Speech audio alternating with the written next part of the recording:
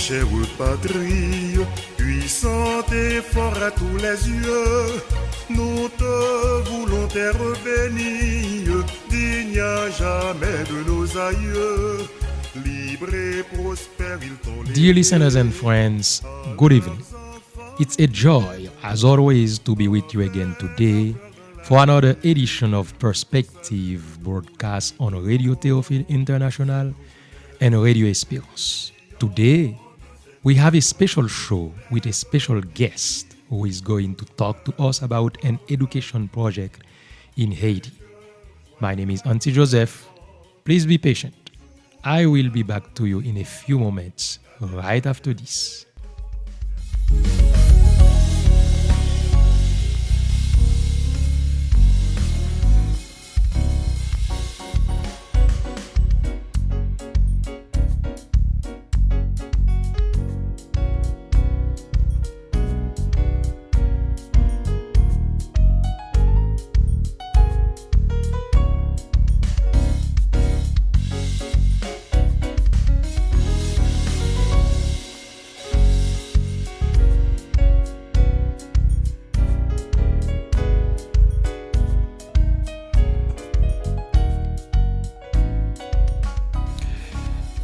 Once again, dear listeners, I welcome you to this edition of Perspective. I am now able to introduce my guest of the day, Nephtalie Faustin. Welcome, Nephtalie, to this edition of Perspective. How are you today? Hi, Ansy. It is a pleasure to be with you today. Well, first of all, who is Nephtalie Faustin? The best way for me to introduce myself is say I'm from the first Black independent nation. Because most of the time when I tell people who I am, when I talk, when you hear my accent, people always wonder, where is she from? I usually tell them, but they barely know. They usually guess Africa. I know it's a continent. I usually tell them, okay, I'll give you a hint. I'm from the Caribbean. Even though they still don't know that I'm from Haiti, one of the tropical countries where people are very resilient. And the other way for me to introduce myself is to say I'm a child of God. My faith has a lot of role in how I think, how I act, and how I make decisions when I'm facing certain situations. So those things define who I am. Most of the time when people ask you to introduce yourself, they more likely want you to say, oh, I am Nephtie. I have a degree in psychology. Yes, I do. However, does that define who I am? Because I change, I evolve. For example, right now, I'm a real estate agent. Does that define me? And I'm doing the nonprofit work. Which one would I choose when I'm describing who I am?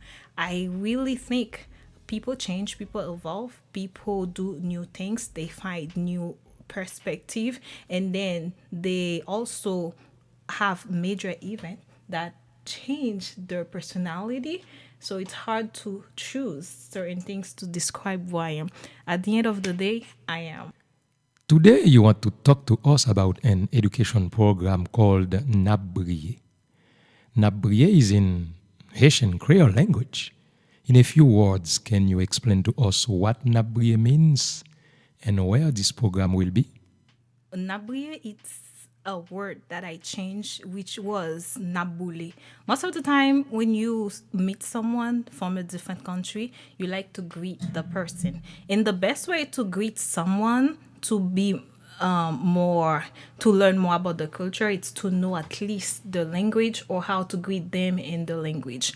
In Haitian Creole, when you see someone, you say, "Sak passe." Sak passe mean what's up.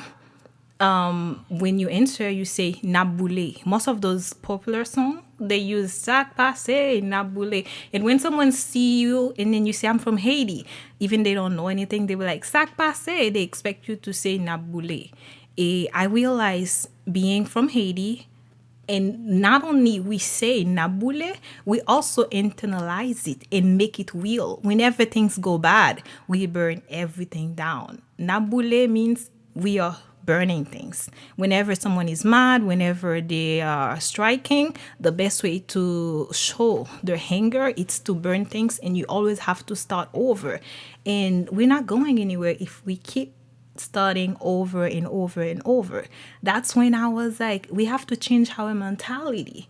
That nabule thing, what about if we're shining? Let's change it to nabriye. It sounds almost the same, but bright, when you say nabule, it's like we are shining bright. Like shine like those stars, like diamond. We have to shine. If we can change that answer nabule, also we internalize this. We choose to briller, which is involving or thrive. That will be way better. That's why I was like, okay, when someone tell me sak passe, instead of saying naboule, I will tell them nabriye. And then I choose that nabriye as the name of the nonprofit to spread the word so more people can understand we have to stop burning things down, and then we have to take this seriously, and we have to change our mentality, how we answer things, how we see things, and then words, they have power. Even God, when he was creating the universe, he used words. When you stay positive things come to your way. So when we keep saying we are burning things, that's why we were the first Black to be the worst country where everyone is trying to escape. Interesting. Yeah. What inspired you to start Nabuye? The inspiration is to change the reality and then to create a new perspective for the next generation.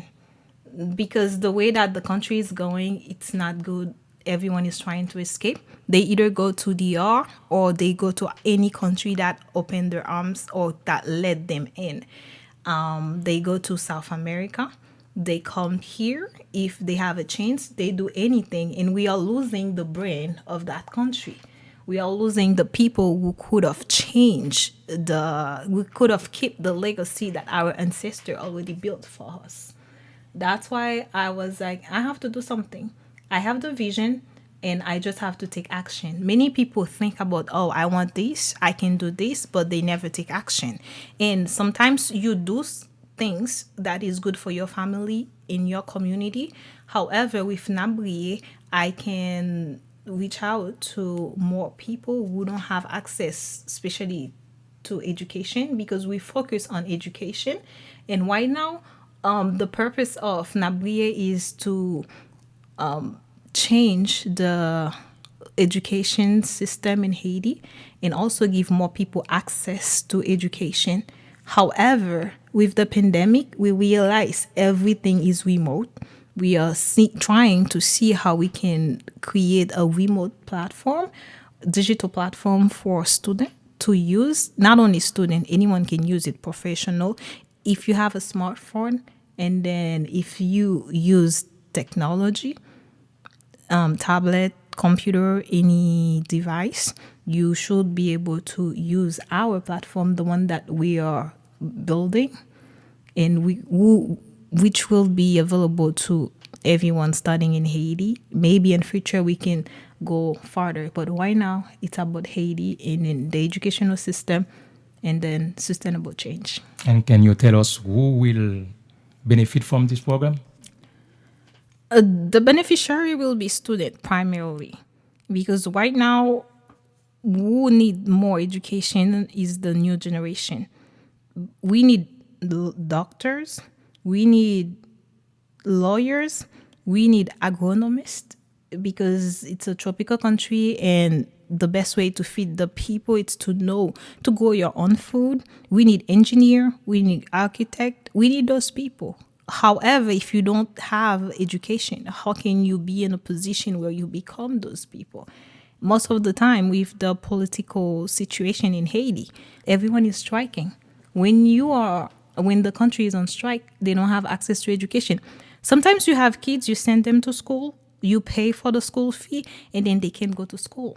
You stay home, watch Netflix, because people use Netflix from other people's account, even they are in a country where they don't really have an account. So anyone can let them use it.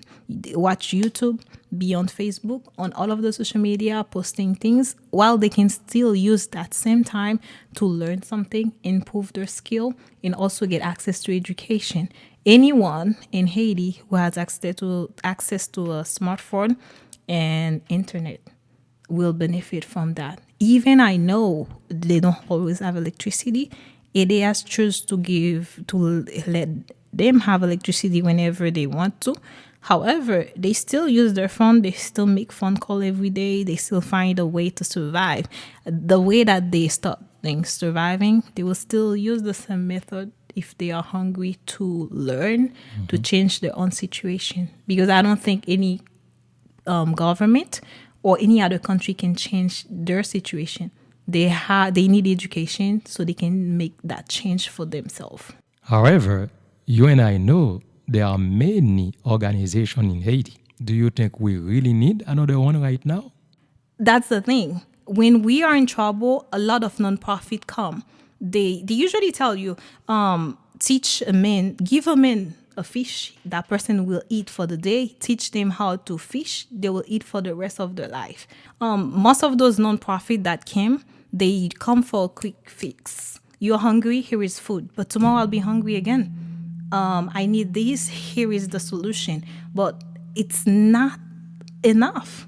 You have to go to the foundation. You have to see, okay, how can we resolve that problem that it doesn't repeat? We have to be proactive. We need nonprofit that will go to the foundation and resolve the real problem instead of covering whatever thing that you see. And then for now, however, later on, that problem will be bigger. Yeah. Do you have the support of a team in Haiti? That's an excellent question. When I started, it was my dream. And then I make it known to many people. I had many people from the Federation, Haitian Federation, because my dad was an athlete in Haiti and he knows most of those people who organize big athletic event in Haiti. I contact those. I have a few friends that I know, but at the end of the day, I am proud of 4 people who stay. It's Cassandra, she's a singer. She's the one who does all of the connection, lawyer, paperwork, and all of those things. But she still have time and create time for that project because she believes in it. I have another cousin. When she says she's in, she will go above and beyond. I have a friend. He was one of my classmates. He's a pastor right now. He knows the education system and he works with those in the education. He knows a lot of things, and when he say I'm in, he's not halfway. And I have another friend, Galencia. She's great too. Those 4 people, Cassandra, Muriel, Dorlus, and Galencia, those 4 people are the only one that stay. Other people who had more experience, who used to work with other organizations, when they don't see the money, when they don't see the result, they were like, oh, I like nonprofit that is coming in work and already have the money to make it rain. I would like to have those resources. But when you're building a house, you can buy a land. The land is empty. You have to hire engineer to have the floor plan. You have to start by digging and hire all of those builders, developers to develop the thing. You can have the plan, and then as soon as you're not starting doing it, you don't see the result. But you have the plan. You know what you want, and it may take years before people see the result. But certain people want to see, oh, that's a beautiful house. Oh, that's a mansion. I like it. But the process to build that one was not simple. And a lot of people don't have the patience to suffer or to go through the ups and downs. They just want result. They just want to be a part of something that was already built. They're not building it from the ground with you. Yeah, but have you ever thought about collaborating with other existing organizations? That would be a pleasure for us to collaborate with other people. However, there's a lot of nonprofit in Haiti. When you're collaborating with people in Haiti, they see you in the US, they'll be like, okay, we have this project. We want you to send us money. We only need your money. I am in education. I will fund anything that is related to education. If someone is hungry, there is a lot of nonprofit that help people and send food. If you tell me, okay, why don't you take that money and send it because we are hungry right now? I'll tell you, can we have a staff of people who want to learn how to grow their own food, and then we will fund that education. So you know how to grow your own food. You do project in those provinces. A lot of people leave the land. A lot of people don't value agriculture anymore. They leave those things behind, and then they just focus on, oh, I'm going to the capital. Port-au-Prince is the capital, and this is where people think if they are over there, even they leave their home to go homeless. They prefer to be there and be like, oh yeah, I'm from the capital. Even they are from other provinces. That's why the capital will get worse. And then a lot of people are suffering. While if they stay home, they could use their land, grow food, and then they were not gonna starve. But they prefer the civilization. I don't see any civilization. They have more a peaceful life back home, back in the province, wherever they are from. But they want what they see on the news. They want what they see on TV. And then they have their own idea of what is going in the capital. Instead of using education and then use the knowledge to help themselves, they prefer to come to the capital, sit down and wait for someone else to help them. And then they become like a power. They don't use their knowledge. They don't try to learn something that will help them in future. Thank you, Nephtie. Now let's take a short break. And when we come back, we will talk about an activity you organize not only to promote your program, but also to raise funds. We will be back right after this. All right.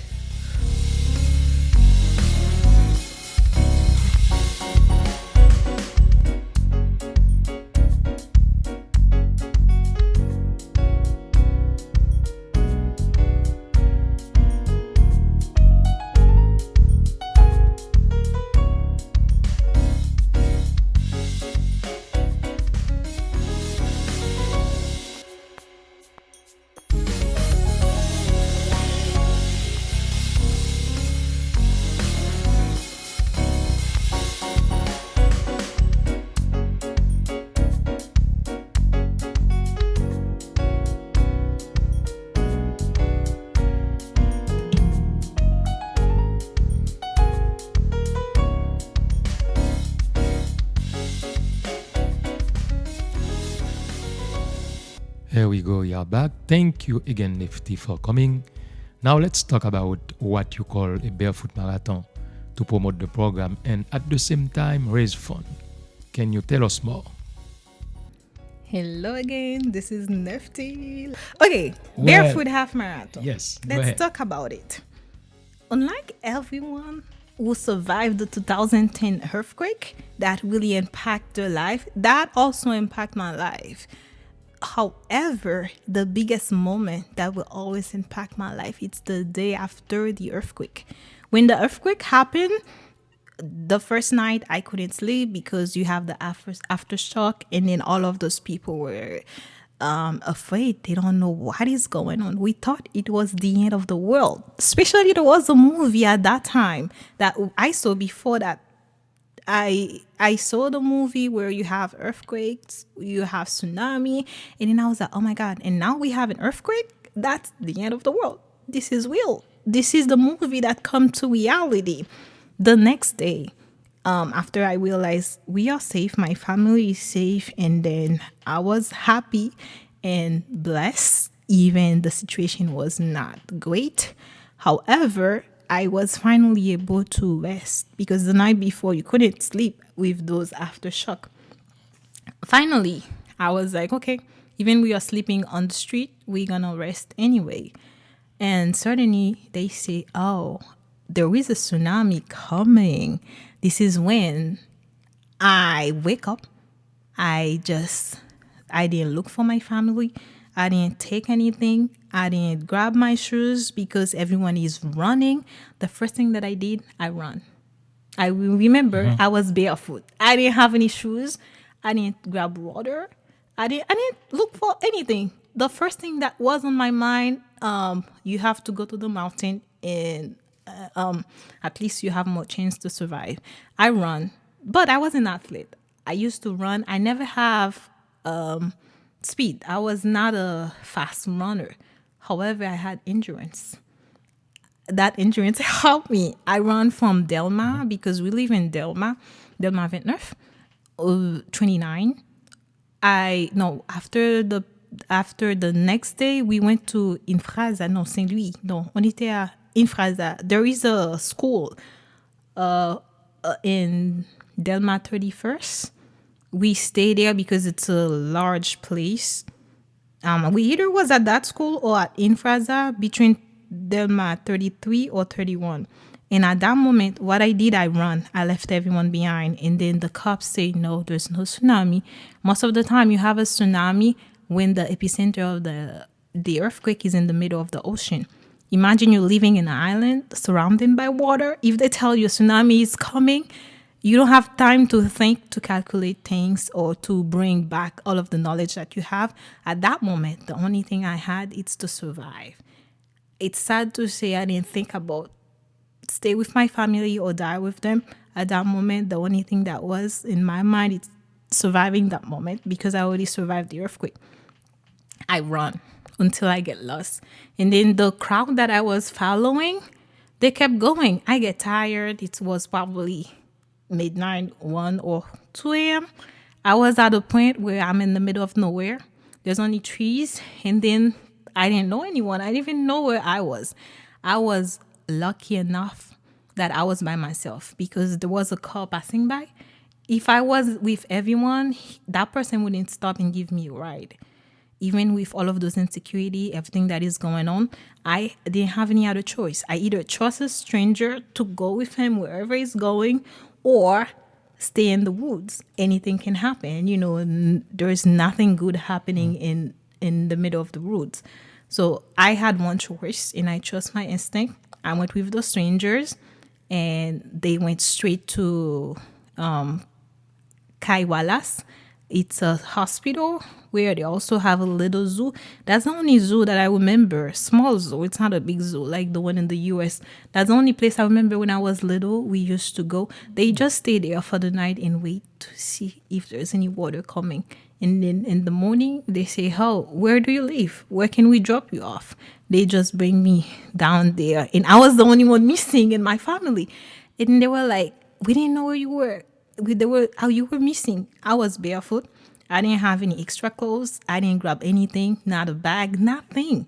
At that moment changed my life. I know there will be moments in life where the only thing that really matters is you and surviving. All of those things that we care about, those are vanity. That moment really is more than surviving the earthquake. So I already have the story. I was like, how can I help? I was like, yeah, that's I didn't choose it. It happened. Why not running barefoot? The barefoot represent poverty because a lot of people walk barefoot. They can't even afford things to wear and things like shoes and things that we take for granted in the United States or any other part in the world. When I Google it, I realized that's not new. People used to run barefoot. Yes. And that's one of the reasons the people that was in my staff were like, no one is going to run barefoot. She's dreaming. We don't really have to be on board. And then everyone back up. And I was like, it's possible. I remember one day I was running in Boston, near Boston University, no, Boston College. There's Boston University, there's Boston College. Boston College, I like Chestnut Hill. They have a nice reservoir. In Boston, it's really, there's a lot of place to jog. I went, I did that reservoir, I run in circle, and I see someone else running barefoot. I chased him. His name is Daniel Leonard. He was the first winner of my first marathon. He was the second winner because there was another one that came and beat him, like get better score. And also he was the second one for the second one. I hope he come for the third one. I hope he's not going to be the third one. However, you never know. There's a community of barefoot runners. I didn't know that existed. But I was like, I have to do something unique. I have to do something that is related to my story. Being from a country where we used to thrive, and now we go from being the first to being almost the last. And a lot of people are proud to go on vacation at home. I can't even go on vacation. That hurt. Whenever I tell people here I'm from Haiti, they'll be like, are you okay? Is your family okay? That's one of the reasons I don't tell them I'm from Haiti. I say I'm from the first black independent nation, what I'm proud of. Even things are not going well. But I believe in change. I believe before, I don't know when, I will see change. And that change start with education. And I was like, I will be the only one running that Barefoot Marathon. I'll make it happen. The first year of that event, I was training because I didn't think anyone would believe in it. And then I'll say, if I have to do it by myself, I'll do it. I was not alone because other people come and support that event. And I was like, oh, okay, let's not focusing on running. Let's focusing on making it happen because a lot of people are doing it. They believe in it. And then the next year, I focus on marketing the event. And this year again, I'm doing it harder until I can raise enough money to finally get the platform ready. That's when the Barefoot Half Marathon, Barefoot represent poverty.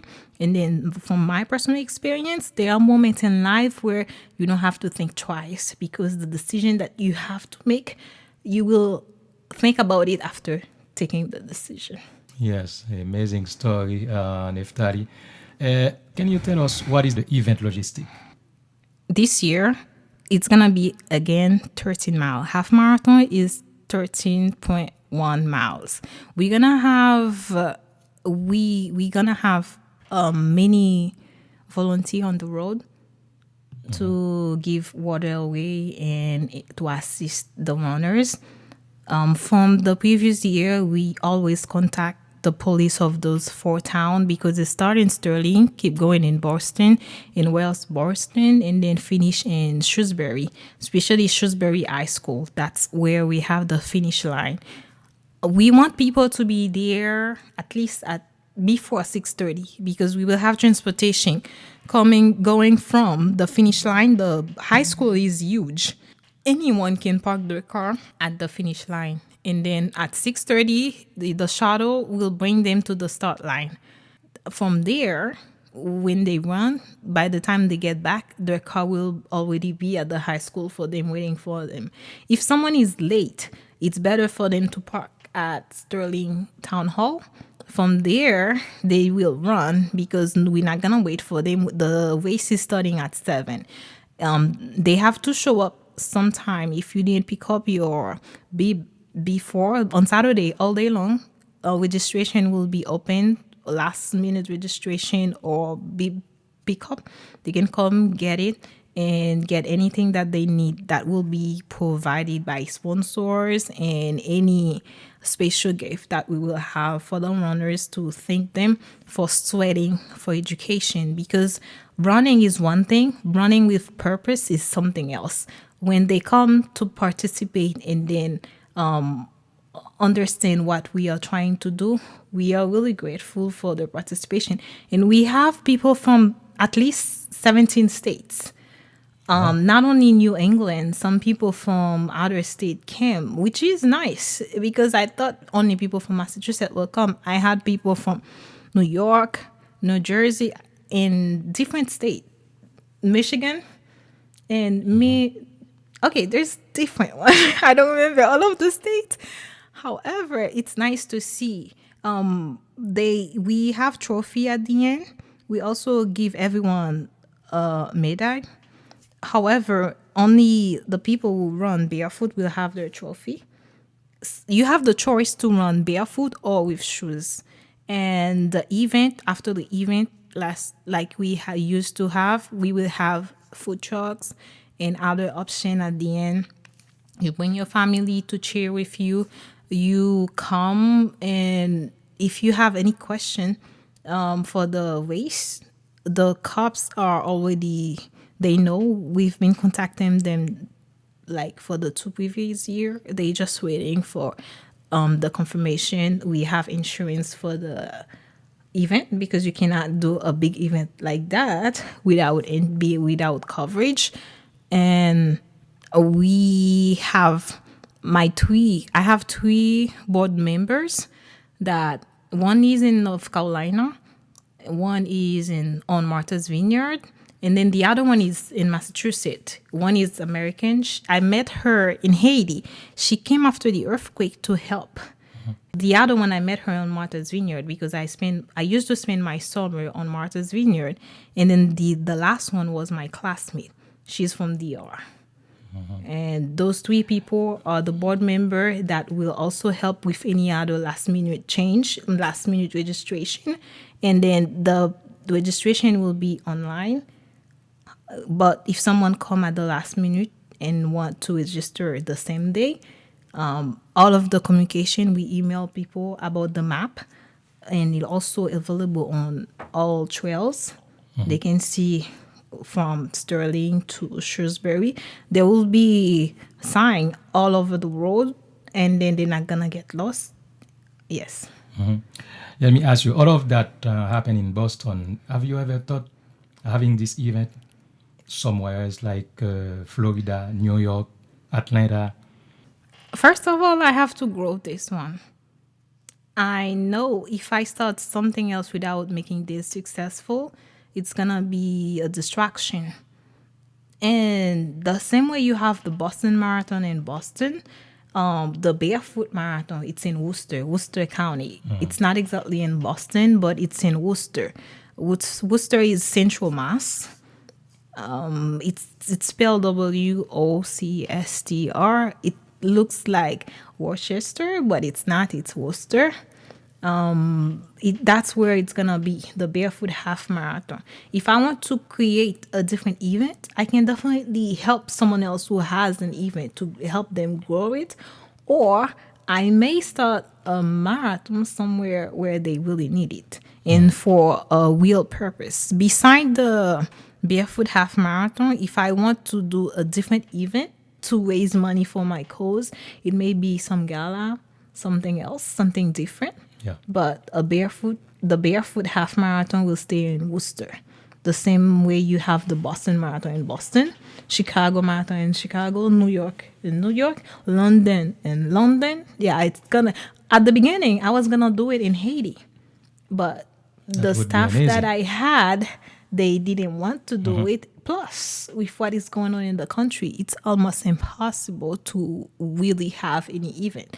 A lot of little events are happening behind closed doors. A lot of nice things are going on. It's not like it's worse. However, you can plan something today, and then if they are striking tomorrow, or if they block every place, you can't go anywhere, or if people are running away from their house to escape insecurity, you can't really host things like that because it's not stable. Yeah. An event like this can cost a lot of money. And you do that in order to help promote education in Haiti. Are you still looking for more sponsors for this upcoming one? You know, the event is in less than 2 months, and it's not too late to have more sponsors. The money that we raise cover the event. So far, we don't raise enough money to start working on the platform, to really build the digital platform that we need, that people can use for the education. And I know if I focus on building that event more, even right now, the money that the people who sponsor the event, if we can get more sponsor and get extra money for the platform. The other option that I have is to apply for grant, because it's a nonprofit, it's legalized, and we do everything legally. The only way to raise enough money, is to apply for different grants that also cover a program for education, and then hire the right staff. Even if it's a nonprofit, the people who are gonna work on your project, they're not gonna work for free.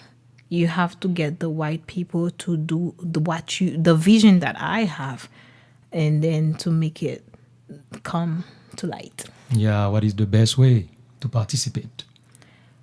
You go to Barefoot Half Marathon, exactly how I say it. www.barefoot, BAREFOOT, half, HALF, marathon, MARATHON.com. You go to that website, or you can Google 2023 Barefoot Half Marathon.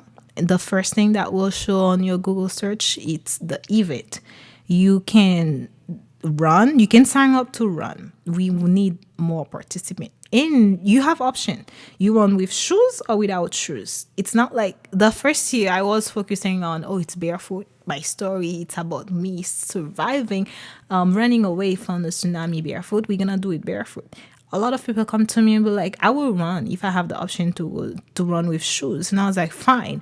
The next year, we do both. People have the choice to run with shoes or without shoes. And then I realized it's growing. I was like, that's perfect. So I'm going to keep it like that until it go a little bigger, so I can separate the barefoot runners with the shoes runners. And also people who choose barefoot shoes. It's another option. And then make them start at different time and have different thing for them to make it fun. Yeah. And you can not only, if you can't run, you can volunteer. We need a lot of volunteer. With something like this, we need people to give water. We need people with sign. We need as many volunteers as we can have. We also need people to donate. Maybe you can sponsor the event. However, you can go on the same website. There is a part that say gift or donate. You donate online. You see a few people who donate. Some people like to just sponsor the event. A few people who also run and then also choose to donate on the same website. You support however you want. And also, you can also invite your friend, your family, because it's going to be Labor Day weekend. It's going to be on September 3rd, 2023. And it's Labor Day weekend. There is no school. There's nothing. It's going to be on a Sunday. We don't do it on Monday because most of the time people travel back on Monday. They're going to get ready for school or work on Tuesday. It's going to be on Sunday morning. You come with your family. You have fun. It's going to be a way to close summer. There's no other way to close a nice summer than come, cheers, and sweat for education. All right. Is there a specific amount people can give? They can start with $10, $20, whatever they want? You can start with $1 and then go higher, because I'm not going to put a number on it. A lot of people, and to sign for the race, it's not expensive. It's $33.99. Many runners, they just use $100. They buy their ticket for $33.99 and then they give the rest as a donation. You can choose to do what you're comfortable with. And some people will send check, and other people go on the website and then donate. Some people donate publicly, and other people be like, I want to be anonymous. I don't want people to see my name or something like that. Yeah. Nephtalie, we are getting to the end of the show, but I have an important question to ask you. You want to create sustained change by revolutionize the Haitian education system. Why is it so important to you? It is important to create sustainable change because when you come and you resolve a quick problem, the problem still exists. And it's better to go, like I mentioned earlier, to the foundation. It's important to me so tomorrow I can be proud. I can go back home and not being worried about insecurity, because I will be like a regular person. I don't have to worry about or being home and being sad. I don't want to go home and then be hiding. If I go home, I want to enjoy a tropical weather. I want to go to the beach and drink some nice coconut water. And then not only go to Labadi, a lot of people still go to Haiti. They take the cruise, especially Royal Caribbean, the one that stop at different islands. One of the places that they stop, it's in north of the country, Labadie. And then some people don't even know they are in Haiti. They're like, no, that place is too nice. It's a part of the island. There's one thing that you can change. It's a location. Location is you can't not take it and put it somewhere else. It's Haiti. It's in the north of the country. A lot of tourists go over there, and then so few of them knows. Other ones like, no, that's not Haiti. I want to be able to go home and then to walk on the street, to also see the next generation thriving. They are living on survival mode, and then they're not going anywhere like that. You're living for the day. You're living to survive the day. And then they're not growing because their basic needs are not met. If your basic needs are not met, you're not living. You just exist. Because you don't enjoy things. You are thinking about where is my next meal coming? And then am I gonna have a place to sleep tonight? Or when is my rent due? And what can I do? So when you're living like that, you're not enjoying life. And then if they get sick, where do they go? How is the health system and all of those things? With that, we end our program. If I could go with a summary of what being said here, it would be to remind you the mission of Briye, which is to reduce the percentage of people who do not have access to education and increase the literacy rate in Haiti. Briye will revolutionize the Haitian education system. There are no comprehensive structures in the education system. Many gifted students cannot succeed because of socio-political issues such as frequent kidnapping, insecurity, lockdown, political instabilities, etc. Without education, there will be more insecurity due to delinquency. No government can change this country. The change is individual. Everyone has to do their part. So we will see a significant difference. Please, join the Barefoot Half Marathon and Sweat for Education. Thanks again for your presence. You're welcome. Thank you for inviting me. Thank you for giving me your platform to talk about the Barefoot Half Marathon, because everyone should sweat for education and do it with purpose, because they can create sustainable change in the life of those Haitians that want a better country where they can be proud of, where they don't have to run away to go elsewhere.